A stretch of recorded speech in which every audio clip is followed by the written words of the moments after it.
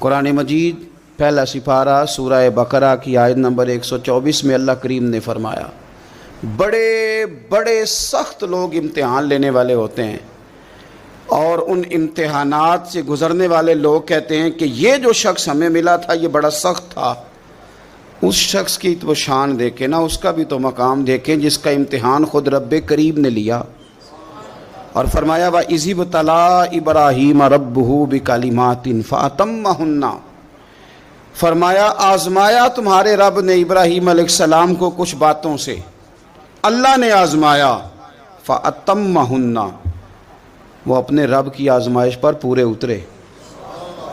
اللہ نے آزمایا، کس طرح آزمایا؟ کبھی تو انہیں نمرود کی جلائی ہوئی آگ میں جانا پڑا،